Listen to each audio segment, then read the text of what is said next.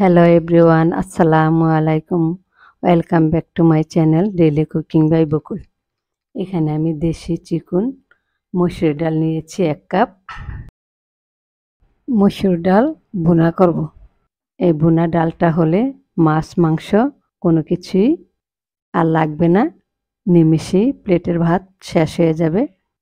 এতটাই মজার এই ডাল ভুনাটা। ডাল ভালো করে পানি দিয়ে ধুয়ে 20 মিনিটের মতো ভিজিয়ে রাখবো। চুলায় একটি প্যান বসিয়েছি, পরিমাণ মতো তেল দিয়ে দিলাম, কিছু রসুন কুচি দিয়ে দিলাম। কিছুক্ষণ ডাল ভিজিয়ে রাখলে সুবিধা হয়, ডালটা সুন্দর সিদ্ধ হবে, ডালটা গলে না।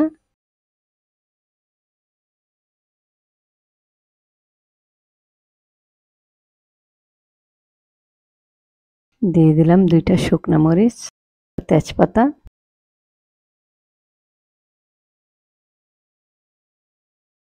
তিনটা পেঁয়াজ কুচি দিয়ে দিলাম।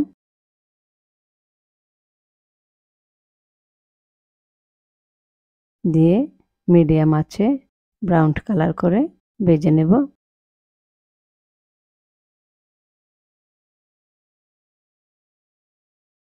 দিয়ে দিলাম হাফ চা চামচ আদা পেস্ট। আদা পেস্টটা একটু ভেজে নেব, না হয় গন্ধটা থেকে যাবে। এখন চুলার বন্ধ করে দিয়েছি। দিয়ে দিলাম হাফ টেবিল চামচ মরিচের গুঁড়া, হাফ টেবিল চামচ হলুদের গুঁড়া, কারণ চুলা জ্বালানো অবস্থায় গুঁড়াটা দিলে পুড়ে যাবে, ডালটা কষালে খেতে টেস্ট লাগবে না।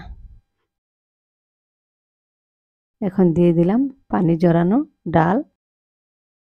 ডাল দিয়ে 3-4 মিনিটের মতো মিডিয়াম আঁচে ভেজে নেব। চুলা জ্বালিয়ে দিয়েছি।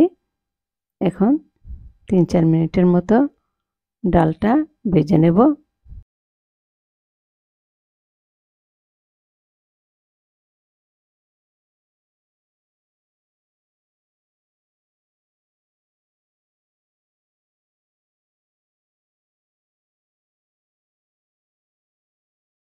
এখন দিয়ে দিলাম হাফ কাপ পানি।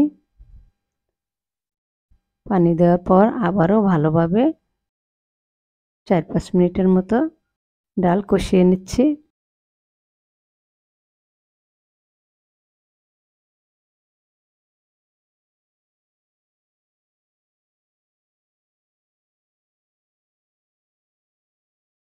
রসুন কুচি যেহেতু দিয়েছি আগে, এখন সামান্য রসুন পেস্ট দিয়ে দিলাম, লবণ দিয়ে দিলাম,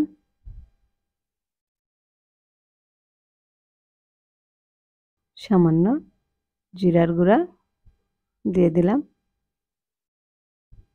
দিয়ে ভালোভাবে কষিয়ে নেব।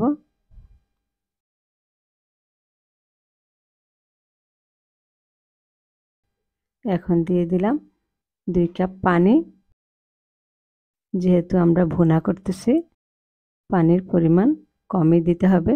দিয়ে ভালোভাবে নেড়ে চেড়ে মিডিয়াম আঁচে রান্না করব। ডালটা রান্না মাখা মাখা হবে, রুটি পরোটার সাথে খেতে খুবই ভালো লাগে। ঢেকে দিয়েছি, দেখুন ঘন হয়ে আসছে। পানি দেওয়ার পর ডাল রান্না করে নিয়েছি 7 থেকে 8 মিনিটের মতো। এখন দিয়ে দিব 2টা কাঁচামরিচ, কিছু ধনেপাতা কুচি। আবারও 2-3 মিনিটের জন্য ঢেকে দিব।